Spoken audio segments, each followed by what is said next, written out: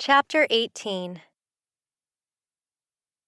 The evening sunlight shimmered over their footprints as they made their way down to the tiny river. Randall squeezed Madison's hand as they walked over a rough patch. His stomach was in knots. Austin was doing fine with the building at the ranch, but honestly, that was the least of his worries. Madison would be heading home in the morning, and his every instinct was to follow her, hold her close, keep her safe from everything about New York that scared her. But he also had to trust that if she needed him, she'd ask for him. If anything happened between tomorrow morning and September, he may not ever see her again. He'd brought the 2 camp chairs from the stable out there earlier so they'd have a place to sit by the river. And it seemed appropriate since he'd met her when she'd been sitting in it.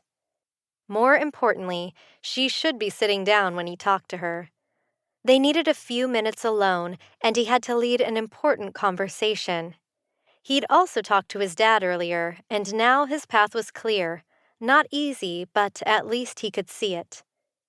Madison laughed softly as she saw the chairs, sitting next to one another near the bank. "So you had this all set up ahead of time?" Those deep blue eyes searched his face. He let go of her hand and snaked his arm around her waist, easily lifting her off the ground with a squeal. "I did. I couldn't have you thinking I hadn't been planning something for our last evening together. Might not get to take you out again for a long time." He prayed she was all right with not going out, but rather staying close to home. With her, in the quiet, it would be heaven on earth. She wrapped her arm around his neck and pulled up closer to him, inviting him to take the kiss he wanted. He couldn't do that yet, though.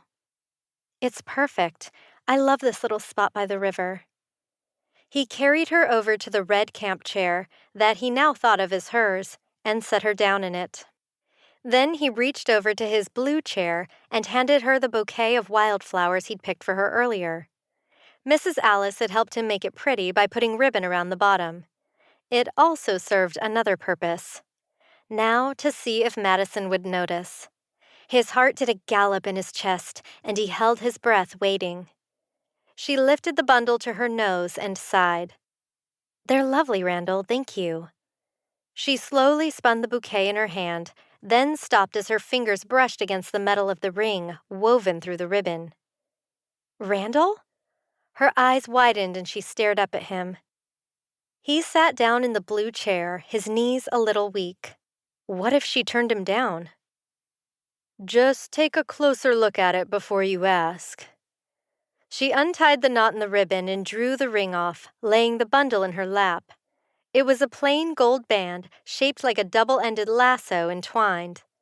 He rushed to explain, not wanting her to think she wasn't worthy of something more elaborate. "It isn't an engagement ring. We aren't ready for that. But I was love-struck from the moment I met you, Madison McCartney. There's no one else I ever want to be with. You've got me, sure as that rope will never be undone." She slid the ring on her finger and held it out for a good look. It fit perfectly. She tried to speak, but her mouth formed no words as she tied the ribbon back around the bundle of flowers. Then she glanced up. Through her glistening eyes, he could see the joy he'd been hoping for. She rushed to his lap and framed his face with her hands. "Randall, you were heaven sent to catch me right when you did. I'd still be lost without you. I don't ever want to know what life is like without you. You're right. We aren't ready for more, but I can't wait until we are." Though the future seemed so far away, as he wove his arm around her, his life held a lot more promise than it ever had before. He'd make sure they talked every night while she was in New York. Heck, he'd even write her letters or emails or texts. He'd make it so she only ever thought of him because he would only ever be thinking of her. September couldn't come fast enough.